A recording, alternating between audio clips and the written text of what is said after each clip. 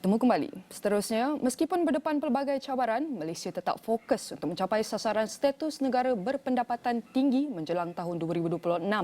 Menteri di Jabatan Perdana Menteri Ekonomi Datuk Seri Mustafa Mohamed berkata, Malaysia sedang berusaha untuk melaksanakan dengan terbaik perancangan jangka panjang dalam rancangan Malaysia ke-12, Pelan Tindakan Ekonomi Digital serta pelbagai pelan lain melibatkan pertanian, infrastruktur dan pendidikan termasuk TVET.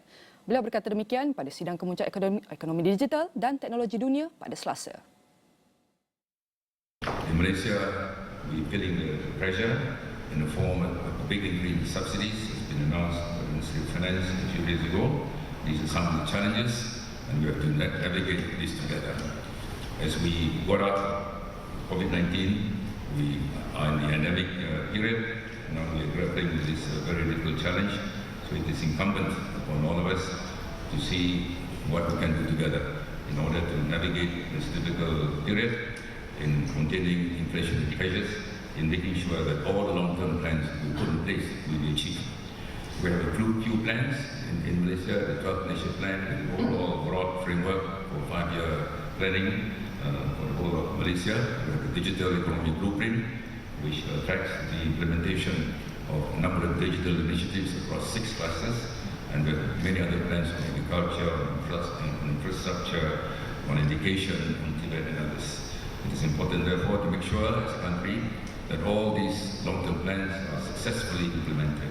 As we go through this difficult and challenging situation, we have to navigate ourselves to ensure that we remain on track and to achieve high income status by the year 2025. So this is a challenge that we all have to face together, and this is where technology and digitalization hopefully can steer our path forward with greater clarity and overcome all the challenges. And by the year 2026, we hope to be able to declare ourselves as a high-income country. Baik, semakkan semula prospek penarafan kredit berdaulat jangka panjang Malaysia daripada negatif kepada stabil oleh S&P Global Ratings membuktikan keyakinan terhadap usaha-usaha konsolidasi fiskal dan juga memperkasa pertumbuhan ekonomi negara.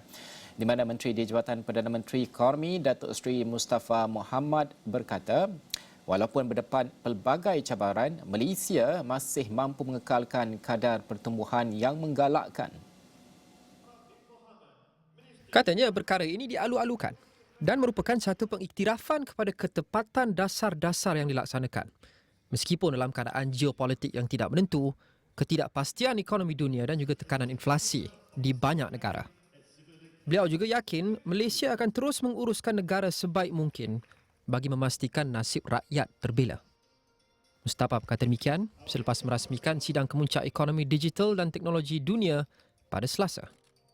Pada Isnin, Menteri Kewangan Tengku Datuk Seri Zafrul Tengku Abdul Aziz berkata, S&P menyemak semula prospek penarafan Malaysia. Berikutan ia percaya negara berada pada landasan pemulihan ekonomi yang kukuh berbanding negara lain pada tahap pendapatan yang sama. S&P mengunjurkan KDNK Malaysia akan berkembang 6.1% tahun ini dan 5.0% pada 2023 disokong oleh ekspor yang kukuh, harga komoditi dan permintaan domestik yang tinggi berikutan pembukaan semula ekonomi. S&P turut menyatakan pihaknya mungkin menaikkan penarafan ke atas Malaysia jika hasil fiskal mengatasi unjurannya.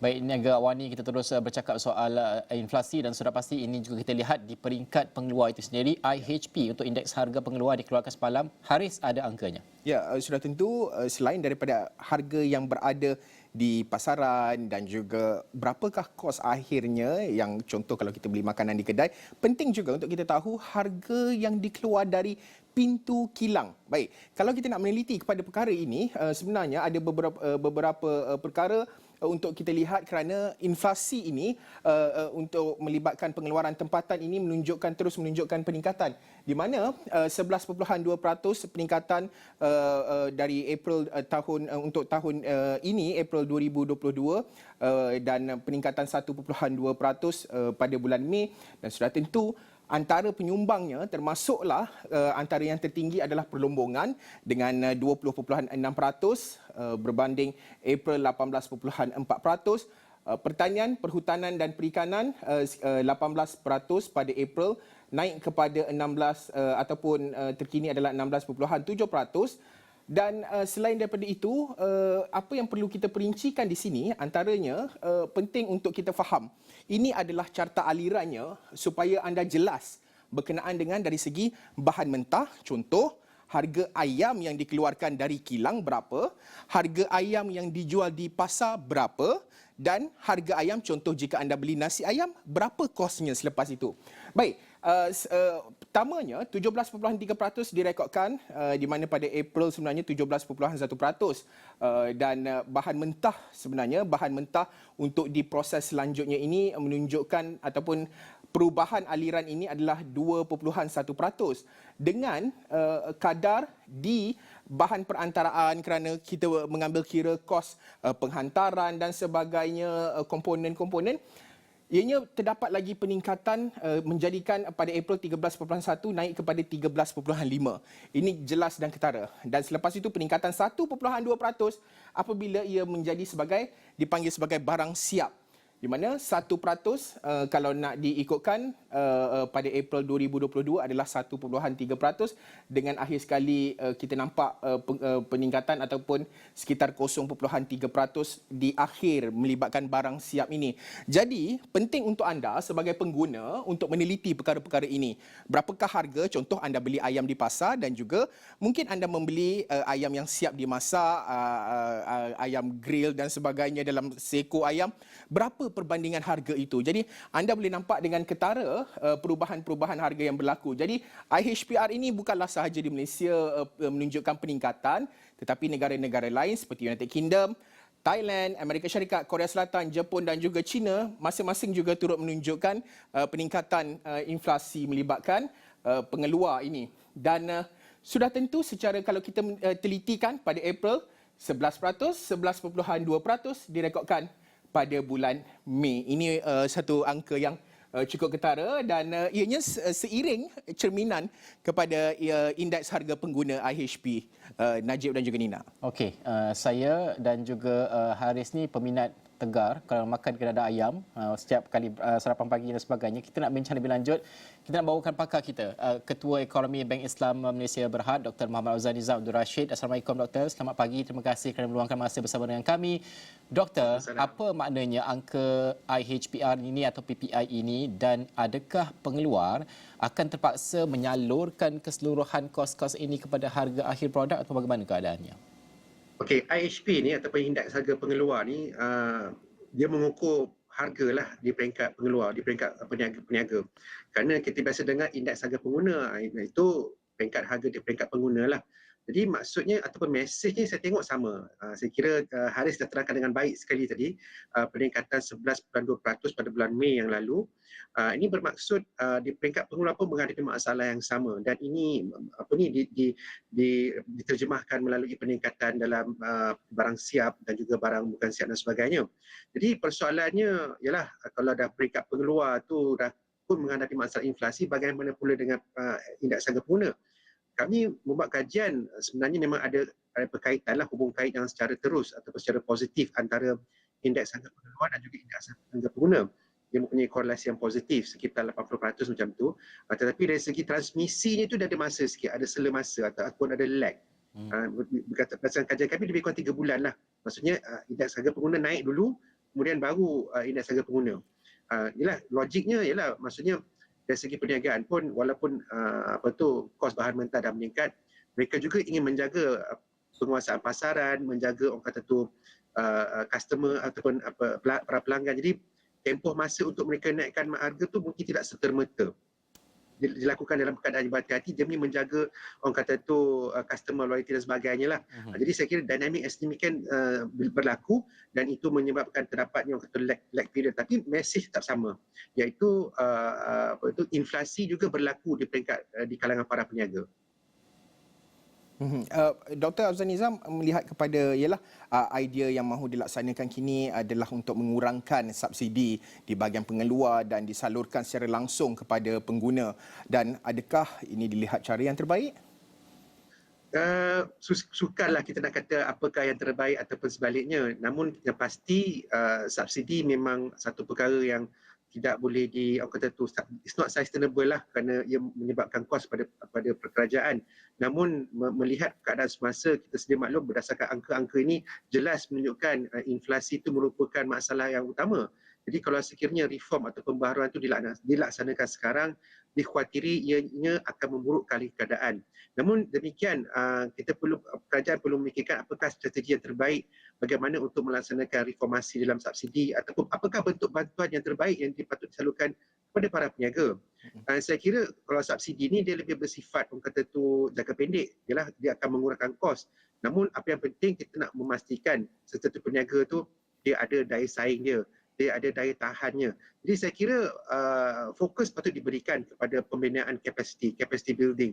Ini bermaksud dari segi pelatihan, dari segi adaptasi teknologinya. Sudah pasti perkara ini memerlukan suatu bentuk program yang berbentuk jangka panjang. Jadi saya rasa bantuan sedemikian pun lebih baik lagi lah, kerana ia menjadikan sesuatu peniaga itu lebih berdaya tahan, kerana cabaran ekonomi, cabaran perniagaan, perubahan landscape perniagaan, industri dan sebagainya, perkara itu akan sentiasa berlaku. Jadi apa yang patut kita lakukan adalah memastikan para peniaga dalam keadaan yang sentiasa bersedia menghadapi cabaran. Antara penyelesaian di peringkat pengeluar adalah automasi, kerana ini akan membawa kepada kos lebih cekap dan membantu daya tahan untuk menyerap kos input yang tinggi. Adakah usaha ini akan lebih meluas selepas ini? Saya kira itu adalah satu perkara mesej yang cuba disampaikan oleh, apabila kita melihat isyarat daripada harga lah, memandangkan harga tengah meningkat, kos tengah meningkat, maksudnya para peniaga perlu bertindak, perlu berespon kepada cabaran mereka. Jadi salah satu perkara atau salah satu perkara yang boleh diusahakan untuk menjadikan pengeluaran itu lebih cekap dengan tujuan dapat kita kurangkan kos perniagaan. Dan apabila kos perniagaan itu dapat dikurangkan, maka margin keuntungan itu dapat dikekalkan. Jadi automasi memang merupakan salah satu cara lah bagaimana produktiviti ataupun kecekapan dalam satu perniagaan dapat dicapai. Namun saya kira ia bergantung kepada jenis-jenis perniagaan dan apakah definisi automasi tersebut. Kalau kita katakan dalam peringkat perkhidmatan, industri perkhidmatan, sudah pasti automasi itu mungkin tidak diguna pakailah, tapi lebih kepada penggunaan social media dan sebagainya. Jadi bergantung kepada apakah yang dimaksudkan automasi, tapi akhirnya adalah menjadikan satu perniagaan itu lebih cekap. Baik, terima kasih Dr. Abzal Nizam kerana meluangkan masa bersama kami pada pagi ini. Penting untuk kita mengetahui semua angka keadaan ini untuk kita faham daripada peringkat pengeluar sampai kepada harga akhir, di mana mungkin kekurangan dan juga penambahbaikan dan fokus harus diberikan di sepanjang rantaian tersebut.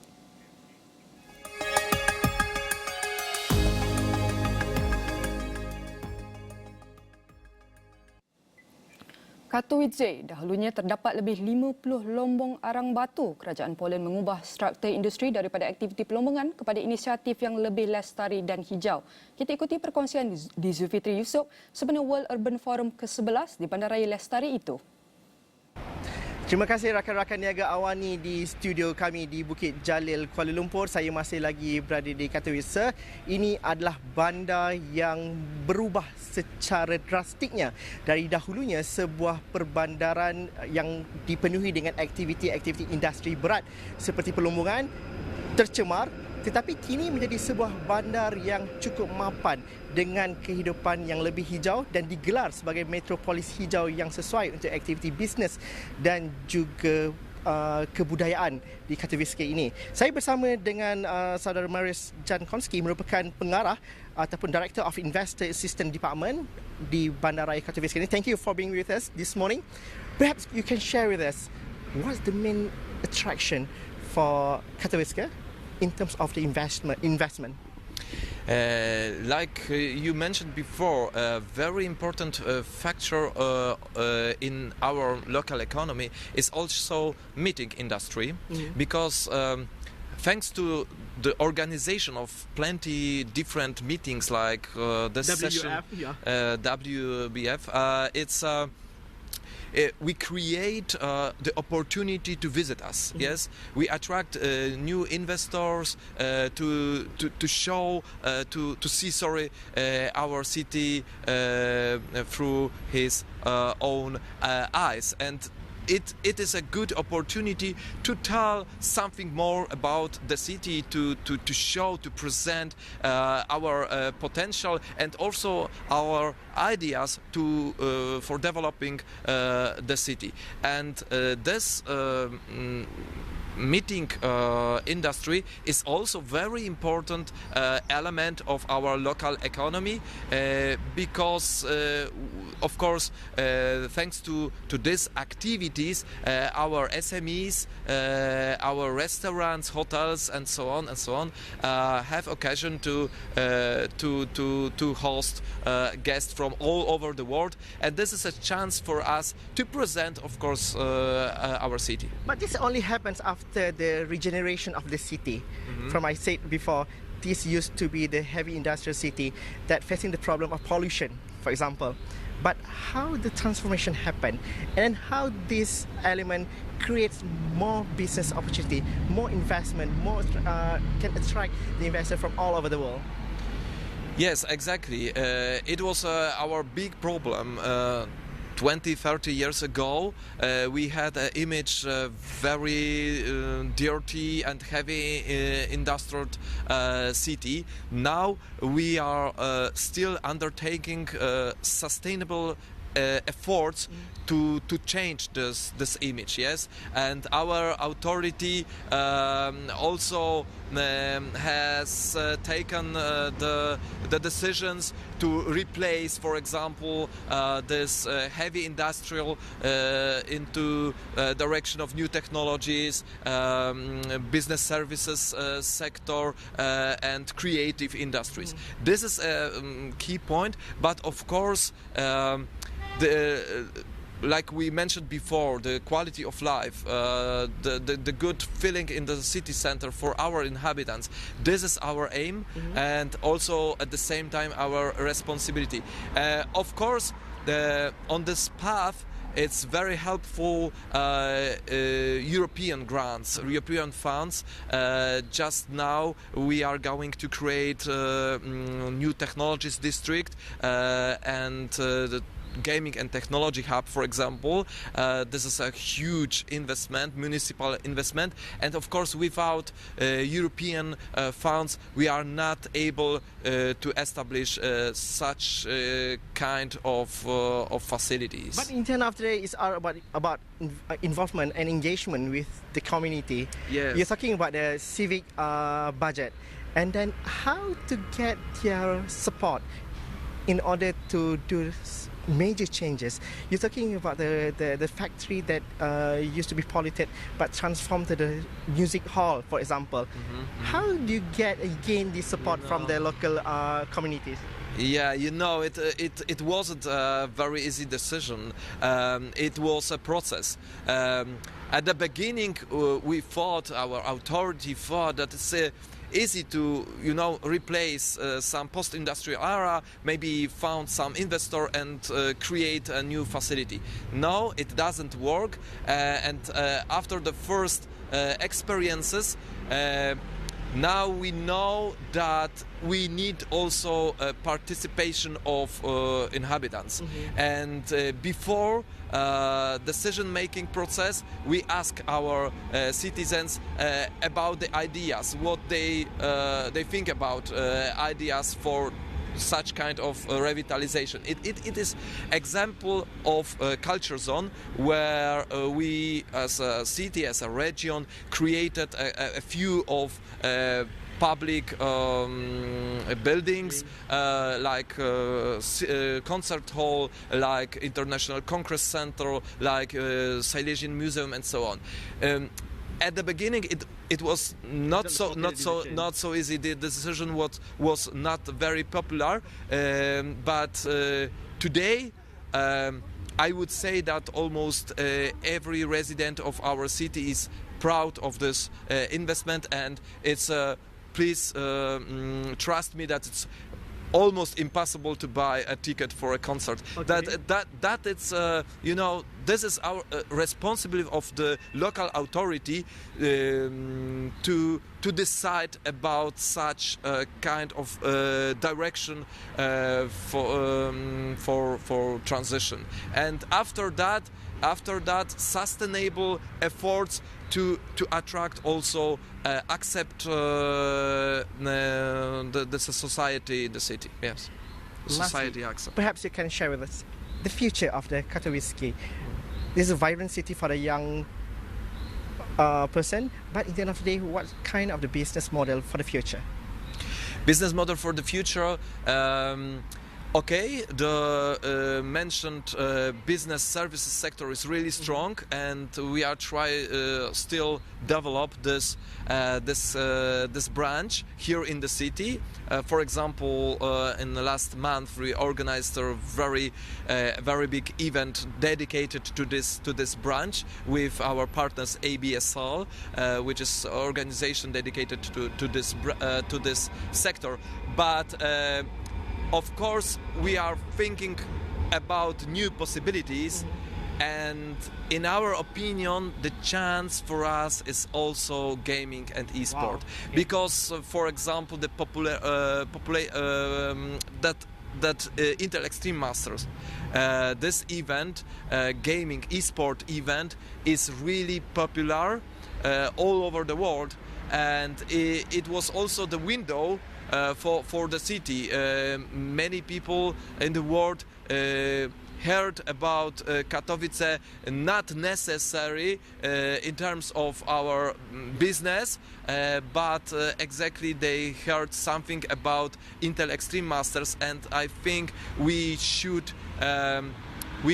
need this opportunity, and because of this we try to create this gaming and esport hub. Cool, interesting. Thank you, Marius, for being with us at Niaga AWANI. Terima kasih. Itu perkembangan dan juga saya rasa cerita yang menarik untuk kita bawakan dan juga menjadi pedoman untuk kita di Malaysia, bagaimana aspek perbandaran, aspek sustainability dan juga aspek pelaburan itu boleh dihubung jalinkan sekali, dan sesuatu perlu dipelajari dan ianya mungkin dan telah dilakukan di bandar di Katowice ini. Sekian saja, saya Zulfitri Yusof dari WF Katowice, Poland.